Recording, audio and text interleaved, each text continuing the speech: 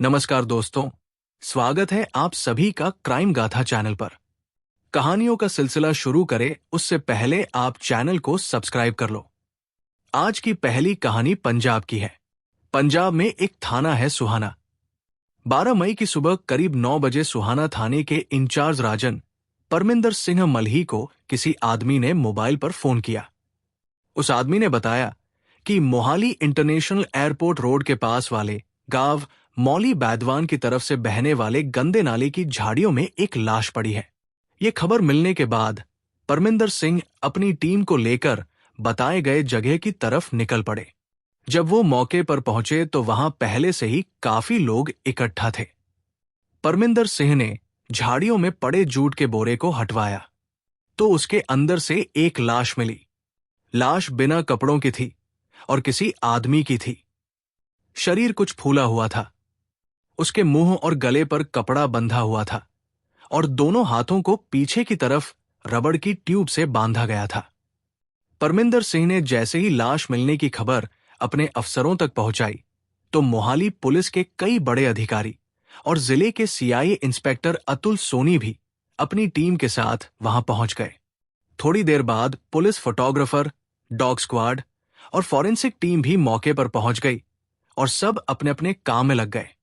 Police ने वहां मौजूद लोगों से लाश की पहचान कराने की कोशिश की, लेकिन कोई भी उसे नहीं पहचान पाया। तभी करीब 40 साल का एक आदमी वहां आया। उसने अपना नाम सुखजीत सिंह बताया और कहा कि वो मोहाली के लखनौर गांव का रहने वाला है। उसने पुलिस को जानकारी दी कि ये लाश उसके जीजा सुरजीत सिंह की हो सकती है, जिनकी हत्या कर शव यहां फेंका गया है। इसके बाद पुलिस ने लाश से बोरा हटवाया। शव काफी बुरी हालत में था। बदबू इतनी थी कि आसपास खड़े लोग भी परेशान हो गए। लाश पूरी तरह से गल चुकी थी और चेहरा बिल्कुल पहचान में नहीं आ रहा था। इसके बावजूद सुखजीत को बार बार यही लग रहा था कि ये शव उसके जीजा सुरजीत सिंह का ही है। सुखजीत को अचानक याद आया कि उसके जीजा की एक जांघ पर मोरनी का टैटू बना हुआ है। जब उसने ध्यान से देखा तो वही टैटू लाश पर भी मिला। इसके बाद किसी तरह का शक बाकी नहीं रहा और यह साफ हो गया कि शव सुरजीत सिंह का ही है। उस जांघ पर बने टैटू की वजह से सुखजीत ने लाश को अपने बहनोई सुरजीत सिंह के रूप में पहचान लिया। शिनाख्त हो जाने के बाद पुलिस ने मौके की सारी कार्रवाई पूरी की और शव को पोस्टमार्टम के लिए भेज दिया। इसके बाद सुखजीत सिंह की लिखित शिकायत पर पुलिस ने अज्ञात व्यक्ति के खिलाफ सुरजीत सिंह की हत्या का केस दर्ज कर लिया। जांच शुरू होने पर पता चला कि 55 साल के सुरजीत सिंह एक एनआरआई थे। उनका मूल घर जिला फतेहगढ़ साहिब के गांव फतेहपुर झट्टा में था। परिवार के पास अच्छी खासी खेती थी और घर में किसी चीज की कमी नहीं थी। कई साल पहले सुरजीत सिंह कनाडा गए थे और वहीं के हो गए। उन्होंने कनाडा की नागरिकता भी ले ली थी। साल 2009 में उनकी पत्नी बलजीत कौर की मौत हो गई थी। इसके बाद वह अपने बेटे रूपेंद्र सिंह और उसके परिवार के साथ रहने लगे, जो कनाडा में ही रहते थे। सुरजीत सिंह भले ही कनाडा में बस गए थे, लेकिन उनका लगाव अपने देश और गांव से हमेशा बना रहा। उन्हें खासतौर पर मोहाली बहुत पसंद था, इसलिए वो अक्सर कनाडा से भारत आने का कोई ना कोई बहाना ढूंढते रहते थे। मोहाली के सेक्टर 71 में उन्होंने अपनी एक तिमंजिला कोठी भी बनवाई थी। इस कोठी की नीचे वाली मंजिल और ऊपर वाली मंजिल उन्होंने किराए पर दे रखी थी, जबकि बीच वाला फ्लोर अपने लिए खाली छोड़ा था। जब भी वो भारत आते यही ठहरते थे। पिछले कुछ समय से वो भारत आए हुए थे और अपने गांव में अच्छा वक्त बिता रहे थे। वो सबसे अपनापन दिखाते थे और रिश्तेदारों से लेकर परिचितों तक को मिलते जुलते रहते थे। इस बार तो वो अपने साथ कई तोहफे भी लाए थे और सबको खुश किया था। गांव में कुछ दिन रुकने के बाद वो 5 मई 2017 को मोहाली चले गए। वहां अपनी कोठी में उन्होंने 2-3 दिन बिताए।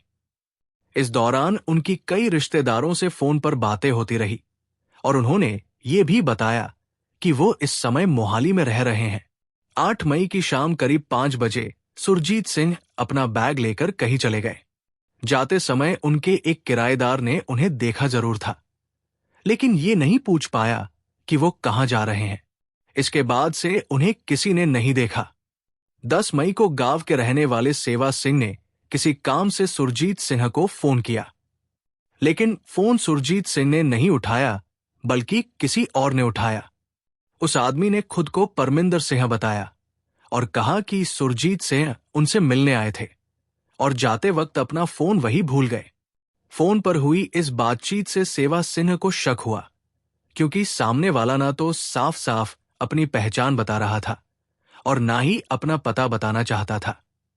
थोड़ी देर बाद उसी फोन पर एक महिला ने भी बात की और कहा कि वो सुरजीत सिंह की कोठी में किराए पर रहती थी। उसने बताया कि सुरजीत सिंह वहां आए थे, रात को खाना खाया और फिर यहीं रुक गए। अगले दिन सुबह वो गांव जाने की बात कहकर चले गए और जाते समय अपना फोन यहीं छोड़ गए। सेवा सिन्हा को लगा कि सामने वाले लोग अपनी बातों में गड़बड़ कर रहे हैं। उन्होंने दोबारा फोन मिलाने की कोशिश की, लेकिन इस बार मोबाइल बंद कर दिया गया था। सेवा सिंह को फोन पर हुई बातें अजीब लगी और उन्हें शक हो गया। उनके पास सुरजीत सिंह के साले सुखजीत सिंह का नंबर था। उन्होंने तुरंत सुखजीत सिंह को सारी बात बता दी। ये सुनकर सुखजीत सिंह को अपने बहनोई की चिंता हुई और वो उसी समय मोहाली के लिए निकल पड़े। साथ ही उन्होंने सेवा सिंह से भी कहा कि वो मोहाली सेक्टर 71 में सुरजीत सिंह की कोठी नंबर 3217 पर पहुंचे। दोनों वहां पहुंच गए। जिस फ्लोर पर सुरजीत सिंह रहते थे वहां ताला लगा हुआ था। ऊपर और नीचे की मंजिल पर रहने वाले किराएदार घर पर मौजूद थे। उनसे पूछताछ की गई तो किसी ने भी परमिंदर नाम के आदमी और उसकी पत्नी गुरप्रीत कौर को जानने की बात नहीं मानी। हां, एक किराएदार ने इतना जरूर बताया कि 8 मई की शाम करीब 5 बजे सुरजीत सिंह अपना बैग लेकर कहीं गए थे। अब तक मिली सारी जानकारी से सुखजीत सिंह को गहरा शक होने लगा कि उनके बहनोई किसी साजिश का शिकार हो गए हैं। वो एनआरआई थे और उनके पास अच्छी खासी संपत्ति थी। ऐसे में यह भी लग रहा था कि शायद उन्हें फिरौती के लिए अगवा कर लिया गया हो। सुरजीत सिंह की कोठी मोहाली के थाना मटोर इलाके में आती थी। जब और कोई रास्ता ना दिखा तो सुखजीत सिंह सीधे थाने पहुंच गए और पुलिस को अपने बहनोई के लापता होने की जानकारी दी। पुलिस ने सिर्फ गुमशुदगी की रिपोर्ट दर्ज की और उनसे सुरजीत सिंह का फोटो मांगा। सुखजीत के पास फोटो नहीं था, इसलिए उन्होंने कहा कि ये फोटो कोठी से ही मिल सकता है। इसके बाद 2 पुलिसकर्मी सुखजीत के साथ कोठी पर पहुंचे। लोगों की मौजूदगी में कमरे का ताला तोड़ा गया। वहां से सुरजीत सिंह का फोटो तो मिल गया, लेकिन पुलिस की नजर दीवार पर लगे सीसीटीवी कैमरे पर पड़ गई। पुलिस ने कैमरे की फुटेज अपने कब्जे में ले ली। जब फुटेज चेक की गई तो उसमें एक लड़का और एक लड़की सुरजीत सिंह के कमरे की तलाशी लेते दिखाई दिए। पुलिस ने ये फुटेज कोठी में रहने वाले किराएदारों को दिखाई, लेकिन वे दोनों को पहचान नहीं पाए। इसके बाद मटौर पुलिस ने मामले की गहराई से जांच शुरू कर दी। दूसरी तरफ सुखजीत सिंह भी अपने बहनोई की तलाश में लगातार लगे रहे। सुखजीत सिंह के साथ साथ बाकी रिश्तेदारों और दोस्तों ने भी अपनी तरफ से सुरजीत सिंह को ढूंढने की बहुत कोशिश की। उन्होंने उन जगहों पर भी तलाश की जहां उन्हें लग रहा था कि सुरजीत सिंह हो सकते हैं, लेकिन कहीं कोई सुराग नहीं मिला। आखिरकार 12 मई की वो मनहूस सुबह आई, जब सुखजीत सिंह को उनके एक परिचित ने फोन पर बताया कि सुरजीत सिंह की हत्या कर दी गई है और उनकी लाश मौली वैदन गांव के पास गंदे नाले की झाड़ियों में फेंक दी गई है। ये सुनकर सुखजीत तुरंत वहां पहुंच गए, क्योंकि मामला एक एनआरआई की हत्या का था। इसलिए मोहाली के युवा एसएसपी कुलदीप सिंह चहल ने इस केस को बेहद गंभीरता से लिया। उन्होंने थाना पुलिस को जल्द से जल्द केस सुलझाने के आदेश दिए। इसके बाद थाना प्रभारी राजन परमिंदर सिंह मल्ही और एएसआई नायब सिंह ने मिलकर जांच शुरू की। उन्होंने सुरजीत सिंह के मोबाइल नंबर की कॉल डिटेल्स खंगालनी शुरू की और पूरा ध्यान उस लड़के और लड़की पर केंद्रित कर दिया जो सीसीटीवी फुटेज में सुरजीत सिंह के कमरे की तलाशी लेते हुए नजर आए थे। सुरजीत सिंह की कोठी में रहने वाले किराएदारों ने बताया कि उन्होंने उस लड़के और लड़की को कभी वहां आते जाते नहीं देखा था। लेकिन जब पुलिस ने उनके फोटो पड़ोसियों को दिखाए तो कुछ लोगों ने पहचान ली। उन्होंने बताया कि ये लड़की करीब 2 साल पहले तक यही किराए पर रहती थी। उस समय किराया देने को लेकर उसका सुरजीत सिंह से झगड़ा भी हुआ था। झगड़े के बाद सुरजीत सिंह ने उससे मकान खाली करवा लिया था। पुलिस को राहत तब मिली जब एक पड़ोसी ने बताया कि ये लड़की इस समय मोहाली के सेक्टर 79 में कोठी नंबर 1069 में किराए पर रह रही है। पुलिस टीम तुरंत उस पते पर पहुंची, लेकिन तब तक वो वहां से जा चुकी थी। इसके बाद पुलिस ने उसकी तलाश तेज कर दी और मुखबिरों को भी सतर्क कर दिया गया। अगले ही दिन एक गुप्त सूचना पर कार्रवाई करते हुए पुलिस ने उसे खरड़ के पास लांडरान चौक से एक युवक के साथ हिरासत में ले लिया। पूछताछ में युवती ने अपना नाम गुरप्रीत कौर बताया, जो सेक्टर 79 मोहाली की रहने वाली थी। उसके साथ मौजूद युवक ने अपना नाम परमिंदर सिंह उर्फ डॉन बताया, जो फतेहगढ़ साहिब जिले के गांव इसरल का रहने वाला था। दोनों की उम्र करीब 30 से 32 साल के बीच थी। पूछने पर उन्होंने पुलिस को अपना रिश्ता देवर भाभी का बताया। जब पुलिस ने उनसे सुरजीत सिंह की हत्या के बारे में पूछा तो दोनों ने कबूल कर लिया कि सुरजीत सिंह की हत्या उन्होंने ही की थी। पूछताछ में जो वजह सामने आई उसने सभी को हैरान कर दिया। गुरप्रीत कौर का कहना था कि उस पर सुरजीत सिंह का 25,000 रुपए किराया बाकी था, जिसे वह चुका नहीं पा रही थी। इसके बदले सुरजीत सिंह ने उस पर दबाव डाला कि वो उसके साथ शारीरिक संबंध बनाए और साथ ही ये शर्त भी रखी कि इस दौरान वो उसकी वीडियो रिकॉर्डिंग भी करवाएगा। पैसे न होने के कारण गुरप्रीत कौर ने मजबूरी में उसकी ये शर्त मान ली। उसने ये बात परमिंदर को बताई। परमिंदर ने कहा कि वो उसकी इज्जत बचाने के लिए उसका साथ देगा। इसके बाद दोनों ने मिलकर एक योजना बना ली। योजना के मुताबिक गुरप्रीत कौर ने सुरजीत सिन्हा को बहलाकर अपने घर बुलाया। वहां पहुंचने पर दोनों ने मिलकर उसकी हत्या कर दी। हालांकि पुलिस को उनकी इस कहानी पर पूरा यकीन नहीं हुआ, इसलिए 14 मई की सुबह दोनों को मोहाली में जेएमआईसी बिस्मन मान की अदालत में पेश कर दिया गया। उस दिन रविवार की छुट्टी होने के कारण दोनों आरोपियों को अदालत में पेश किया गया था। अदालत ने उन्हें 3 दिन की पुलिस रिमांड पर भेज दिया। इस दौरान महिला पुलिस की मदद से परमिंदर सिंह ने दोनों से सख्ती से पूछताछ की। पूछताछ में जो बातें सामने आई, उनसे हत्या की एक और चौंकाने वाली कहानी खुलकर सामने आई। गुरप्रीत कौर मूल रूप से लुधियाना की सेंट्रल जेल के पास प्रीतनगर की रहने वाली थी। वो शुरू से ही महत्वाकांक्षी स्वभाव की थी। उसके परिवार में पति हरजीत सिंह और एक बेटा था। हरजीत सिंह एक प्राइवेट कंपनी में नौकरी करता था और अपनी सादी सी जिंदगी से पूरी तरह खुश था। लेकिन गुरप्रीत कौर ऐसा जीवन नहीं चाहती थी। वो अपनी साधारण दिनचर्या से हटकर कुछ बड़ा करना चाहती थी, ताकि पैसा उसके कदमों में हो। इसी सोच के चलते उसने ब्यूटी पार्लर का काम सीखा और उसे अपना धंधा बनाने की चाह रखी। लेकिन उसका पति इसके लिए तैयार नहीं था। इसी वजह से दोनों के बीच अक्सर झगड़े होते रहते थे। समय के साथ ये झगड़े इतने बढ़ गए कि आखिरकार दोनों ने तलाक ले लिया। तलाक के बाद गुरप्रीत कौर मोहाली आ गई। बेटा तो उसके साथ था ही। उसने मां से ये कहकर अपनी छोटी बहन को भी बुला लिया कि वो उसकी जिंदगी बना देगी। मोहाली आने के बाद उसकी छोटी बहन की नौकरी लग गई और बेटा भी स्कूल जाने लगा। गुरप्रीत ने मोहाली में एनआरआई सुरजीत सिंह की कोठी का एक हिस्सा किराए पर ले लिया। वहीं रहकर उसने अपना ब्यूटी पार्लर भी खोल लिया।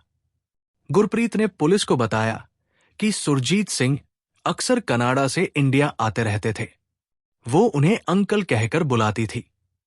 एक दिन जब उसका बेटा स्कूल में था और बहन नौकरी पर गई हुई थी, तब गुरप्रीत ने सुरजीत सिन्हा को बहकाकर उनके साथ शारीरिक संबंध बना लिए। इसके बाद उसने बदले में मकान का किराया देना बंद कर दिया। इसी बीच गुरप्रीत की मुलाकात फतेहगढ़ निवासी हरजीत सिंह से हुई। दोनों में प्यार हो गया और फिर चंडीगढ़ सेक्टर 22 के गुरुद्वारे में उन्होंने शादी कर ली। लेकिन उसी शाम हरजीत सिंह के घर वाले आकर उसे जबरन ले गए। तब उन्हें पता चला कि हरजीत नशे का आदी था। बाद में हरजीत को उसके घर वालों ने खरड़ के नशा मुक्ति केंद्र में भर्ती करवा दिया।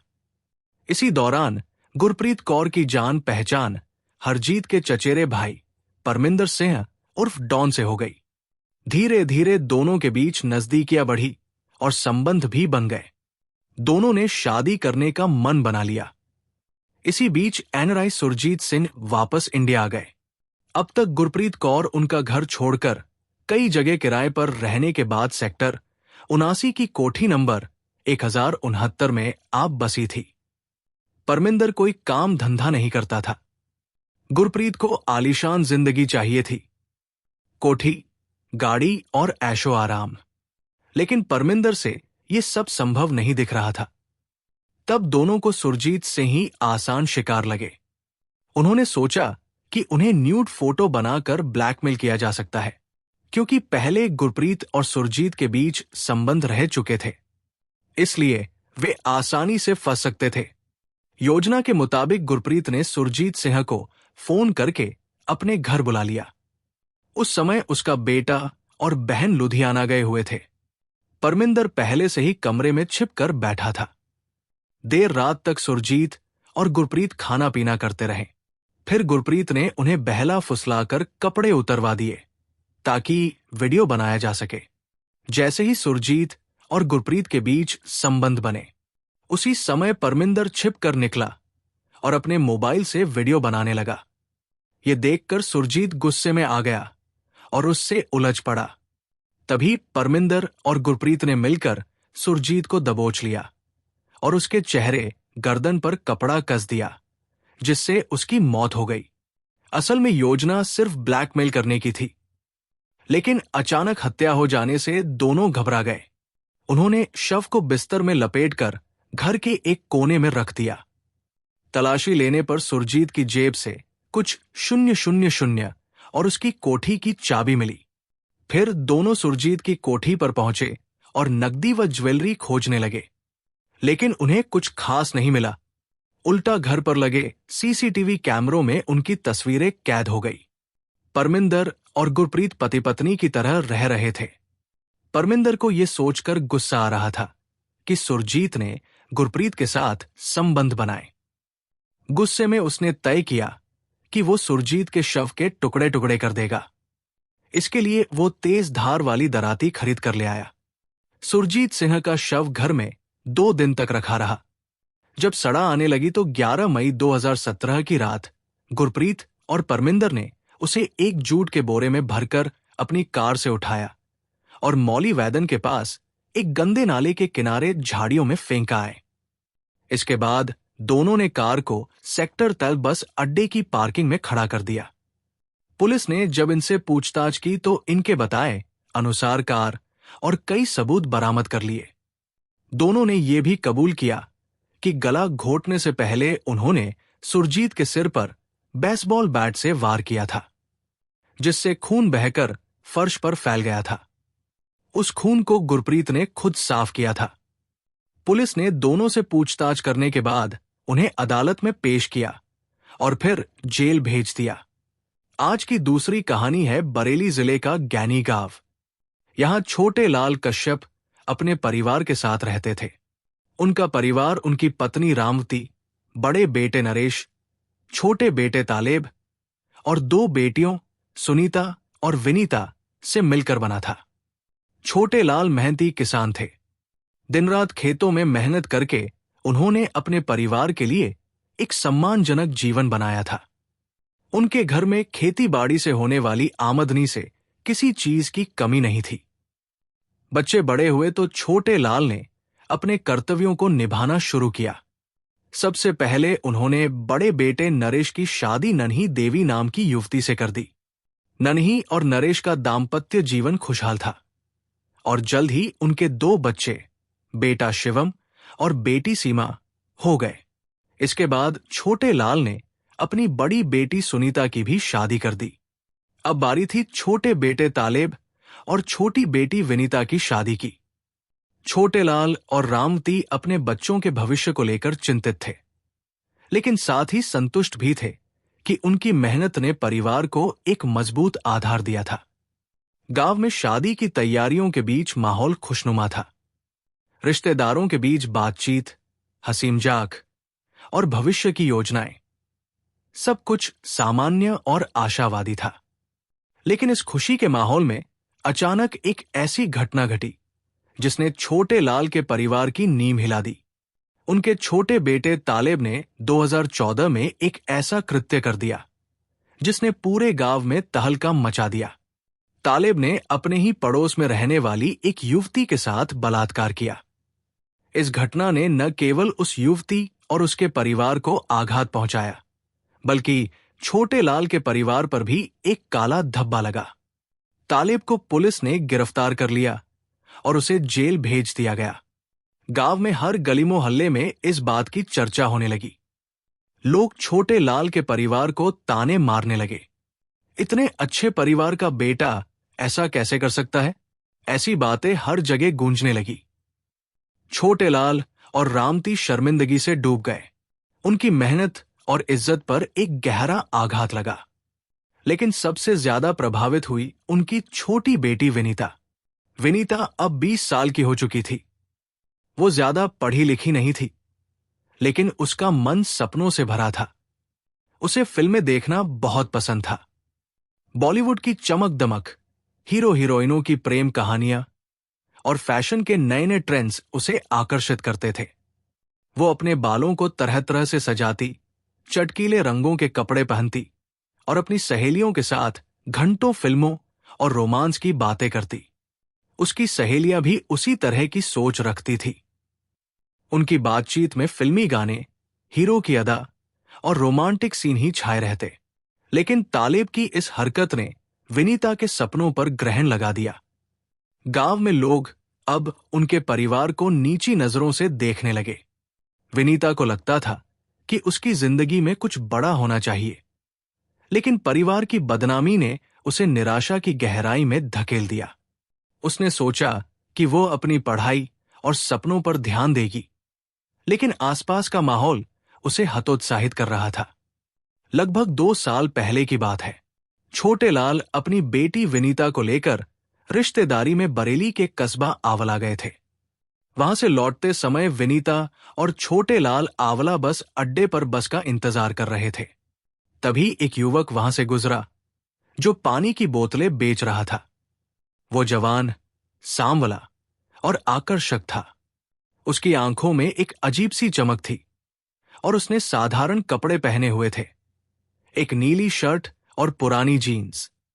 विनीता की नजर उस पर पड़ी और उसका दिल अचानक तेजी से धड़कने लगा। उसकी सांसें रुक सी गई। वो उसे एकटक देखती रही। उसे लगा जैसे वो उसी शख्स से मिली है जिसका सपना वो फिल्मों में देखा करती थी। उसकी आंखों में एक धुंधली सी तस्वीर थी जो अब साफ हो रही थी। युवक ने भी विनीता की ओर देखा। उनकी नजरें मिली और दोनों के होंठों पर एक हल्की मुस्कान तैर गई। वो पल कुछ सेकंड का था, लेकिन विनीता के लिए जैसे समय ठहर गया। कुछ ही देर में बस आ गई और विनीता अपने पिता के साथ उसमें बैठ गई। लेकिन उसका मन उस युवक के चेहरे में अटक गया था। बस में बैठकर विनीता खामोश थी। छोटे लाल ने पूछा, क्या बात है बेटी, कुछ परेशान लग रही हो? विनीता ने हल्का सा मुस्कुराकर कहा, कुछ नहीं पापा, बस थक गई हूं। लेकिन उसके दिमाग में उस युवक की तस्वीर बार बार घूम रही थी। उसने ठान लिया कि वो उससे फिर मिलेगी। ये पहली नजर का प्यार था। अगले ही दिन विनीता ने अपनी सहेली के घर जाने का बहाना बनाया और फिर से आंवला के लिए निकल पड़ी। बस अड्डे पर पहुंचते ही उसकी नजरें उस युवक को तलाशने लगी। कुछ देर बाद उसने उसे देख लिया। वो वही था, पानी की बोतलें लिए, वही नीली शर्ट, वही सांवली चमक। लेकिन उसने विनीता को नहीं पहचाना। विनीता ने हिम्मत जुटाई और उसके पीछे पीछे चलने लगी। वो जानना चाहती थी कि वो कौन है। थोड़ी देर में उसने बस अड्डे पर मौजूद एक दुकानदार से पूछताछ की और उस युवक का नाम और मोबाइल नंबर हासिल कर लिया। उसका नाम था हरी। विनीता को पता चला कि हरी अपने परिवार के साथ आंवला में ही रहता है। ये जानकर उसका दिल खुशी से नाच उठा। उसने अपनी सहेली का मोबाइल लिया और हरी को कॉल की। पहली बातचीत में ही दोनों एक दूसरे से घुल मिल गए। विनीता ने बताया कि उसने जानबूझकर उसका नंबर लिया था क्योंकि वो उस दिन बस अड्डे पर उसे देखकर प्रभावित हो गई थी। हरी को थोड़ा आश्चर्य हुआ, लेकिन उसे ये जानकर अच्छा लगा कि कोई लड़की उसे इतना पसंद करती है। उनकी बातचीत नियमित होने लगी। दोनों एक दूसरे के बारे में और जानना चाहते थे। विनीता की मासूमियत और हरी की समझदारी ने उनके रिश्ते को गहरा कर दिया। एक मुलाकात में दोनों ने अपने प्यार का इजहार भी कर दिया। विनीता तो हरी के लिए दीवानी हो चुकी थी। उसका दिन रात हरी के ख्यालों में बीतने लगा। लेकिन जब ये बात उसके घर वालों को पता चली तो तूफान खड़ा हो गया। छोटे लाल और परिवार वालों को पता चला कि हरी का चरित्र ठीक नहीं है। गांव में उसकी छवि एक बदमाश टाइप के लड़के की थी। उन्होंने विनीता पर पाबंदियां लगानी शुरू कर दी। लेकिन विनीता प्यार में इतनी डूबी थी कि वो हर हाल में हरी से मिलने का रास्ता निकाल लेती थी। धीरे धीरे उनके इश्क के चर्चे गांव की गलियों में गूंजने लगे। लोग उन्हें एक साथ देखते और तरह तरह की बातें बनने लगी। छोटे लाल की गांव में बदनामी होने लगी। पहले तालेब की हरकत और अब विनीता का प्रेम प्रसंग। परिवार की इज्जत मिट्टी में मिल रही थी। छोटे लाल ने कई बार विनीता को समझाया, चेतावनी दी, लेकिन प्यार में पागल विनीता पर इसका कोई असर नहीं हुआ। परिवार की चिंता बढ़ती जा रही थी। 29 सितंबर की सुबह थी। करीब 8 बजे विनीता अपनी भाभी नन्ही देवी के साथ दिशा मैदान के लिए खेतों की तरफ गई। ये गांव में आम बात थी। महिलाएं सुबह सुबह खेतों में जाती थी। कुछ समय बाद नन्ही घर लौटी, लेकिन विनीता उसके साथ नहीं थी। छोटे लाल और रामती उस समय डॉक्टर के पास दवा लेने गए थे। जब घर वालों ने नन्ही से विनीता के बारे में पूछा तो उसने बताया कि दिशा मैदान के बाद वो बाजरे के खेत से बाहर निकली तो विनीता दिखाई नहीं दी। नन्ही ने सोचा कि शायद विनीता अकेले घर चली गई होगी, लेकिन जब घर पहुंचकर पता चला कि विनीता नहीं आई तो सबके चेहरे पर चिंता की लकीरें खिंच गई। नन्ही ने अनुमान लगाया कि शायद विनीता अपनी किसी सहेली के पास चली गई हो, लेकिन मन में एक अजीब सी बेचैनी थी। कुछ ही देर बाद गांव के एक किसान चंद्रपाल ने छोटे लाल के घर पहुंचकर खबर दी कि रामानंद शर्मा के बाजरे के खेत में विनीता की लाश पड़ी है। यह सुनकर घर में कोहराम मच गया। छोटे लाल और रामती अभी तक घर नहीं लौटे थे, लेकिन बाकी परिवार वाले दौड़ते हुए खेत की ओर भागे। रामानंद का बाजरे का खेत छोटे लाल के धान के खेत के ठीक बगल में था। जब वे वहां पहुंचे तो विनीता की लाश देखकर सबके मुंह से चीख निकल गई। वो खेत में पड़ी थी, खून से लथपथ। उसके चेहरे पर अभी भी वही मासूमियत थी, लेकिन आंखें खुली थी, जैसे वो कुछ कहना चाह रही हो। परिवार वाले रोने बिलखने लगे। गांव के लोग भी वहां जमा हो गए। ग्राम प्रधान ने तुरंत स्थानीय थाना अलीगंज को सूचना दी। थाना प्रभारी विशाल प्रताप सिंह अपनी टीम के साथ घटनास्थल पर पहुंचे। पुलिस ने स्थिति का जायजा लिया। विनीता की लाश पर गहरे घाव थे। उसके पेट में गोली लगने के निशान साफ दिख रहे थे। निशान इतने करीब से थे कि लग रहा था कि गोली बहुत नजदीक से मारी गई है। इसका मतलब था कि हत्यारा विनीता को अच्छी तरह जानता था। छोटे लाल और रामती भी रोते बिलखते वहां पहुंच गए। उनका दुख देखकर वहां मौजूद हर शख्स की आंखें नम थी। विशाल प्रताप सिंह ने नन्ही और बाकी परिवार वालों से पूछताछ शुरू की। उन्होंने जानना चाहा कि क्या विनीता की किसी से दुश्मनी थी या कोई विवाद था, लेकिन परिवार वालों ने कुछ खास नहीं बताया। पुलिस ने लाश को पोस्टमार्टम के लिए मोर्चरी भेज दिया। थाने वापस पहुंचकर विशाल प्रताप सिंह ने छोटे लाल की तहरीर पर गांव के 4 लोगों इंद्रपाल, हरपाल, उमाशंकर और धनपाल के खिलाफ भादवी की धारा 302 हत्या के तहत मुकदमा दर्ज कर लिया। तहरीर में हत्या का कारण पुरानी रंजिश बताया गया था। पुलिस ने इन चारों को पकड़ने के लिए त्वरित कार्रवाई शुरू की, लेकिन गांव में चर्चाएं तेज हो गई। लोग तरह तरह की बातें कर रहे थे। कोई कह रहा था कि यह रंजिश का मामला है, तो कोई विनीता के प्रेम प्रसंग को हत्या से जोड़ रहा था। पुलिस की जांच गहराई में गई। पता चला कि विनीता का भाई तालेब 2014 से दुष्कर्म के एक मामले में जेल में था। जिस युवती ने तालेब पर आरोप लगाया था, उसके पिता को भी इस हत्या में आरोपी बनाया गया था। साथ ही पुलिस को विनीता और हरि के प्रेम संबंधों की जानकारी मिली। यह रिश्ता परिवार के लिए परेशानी का सबब था। विशाल प्रताप सिंह का शक अब परिवार पर ही गया। उन्हें लगा कि ये एक सुनियोजित साजिश हो सकती है। शायद विनीता से छुटकारा पाने और तालेब के मामले में बदला लेने की कोशिश। जांच में पता चला कि घटना के समय छोटे लाल, रामवती और नरेश गांव में नहीं थे। घर में सिर्फ नन्ही और उसका नाबालिग बेटा शिवम थे। नन्ही पर शक गहरा गया। पुलिस ने गांव वालों से पूछताछ की और एक शख्स ने ऐसी जानकारी दी कि विशाल प्रताप सिंह की आंखें चमक उठीं। 2 अक्टूबर को नन्ही को पूछताछ के लिए हिरासत में लिया गया। महिला आरक्षी की मौजूदगी में जब सख्ती से पूछताछ हुई तो नन्ही टूट गई। उसने कबूल किया कि विनीता की हत्या उसने अपने नाबालिग बेटे शिवम के साथ मिलकर की थी। नन्ही ने पूरी कहानी बयान की। विनीता का हरि के साथ प्रेम संबंध परिवार के लिए अपमान का कारण बन चुका था। तालेब की हरकतों के बाद परिवार पहले ही बदनाम था और विनीता की हरकतों ने आग में घी डाल दिया। नन्ही को लगता था कि विनीता की जिद परिवार की इज्जत को और डुबो रही है। उसने कई बार विनीता को समझाया, लेकिन वो नहीं मानी। नन्ही ने अपने बेटे शिवम को भरोसा दिलाया कि विनीता को खत्म करना परिवार की इज्जत बचाने का एकमात्र रास्ता है। उसने एक योजना बनाई। 29 सितंबर की सुबह नन्ही ने शिवम को तमंचा देकर खेत में भेज दिया। उसने विनीता को दिशा मैदान के बहाने बाजरे के खेत में ले गई। वहां शिवम ने अपनी मां के इशारे पर विनीता के पेट में गोली मार दी।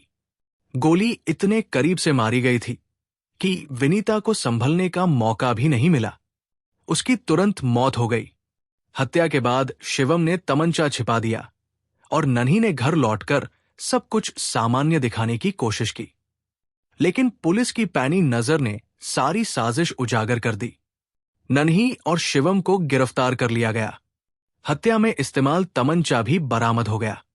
नन्ही का मकसद सिर्फ बदनामी से बचना नहीं था, वो तालेब के मामले में बदला भी लेना चाहती थी।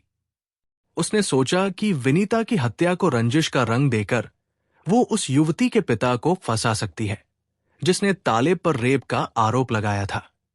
लेकिन उसकी ये साजिश उसी पर भारी पड़ गई। ये कहानी हमें सिखाती है कि परिवार में संवाद की कमी कितनी खतरनाक हो सकती है। अगर नन्ही और विनीता के बीच खुलकर बात हुई होती, अगर परिवार ने विनीता की भावनाओं को समझा होता, तो शायद ये त्रासदी टल सकती थी। बदनामी का डर इंसान को अमानवीय कदम उठाने पर मजबूर कर देता है। हमें चाहिए कि हम अपने बच्चों की भावनाओं को समझें, उनकी गलतियों को सुधारने का मौका दें और हिंसा का रास्ता कभी न चुनें। ये कहानी एक चेतावनी है कि अपराध का रास्ता सिर्फ बर्बादी की ओर ले जाता है।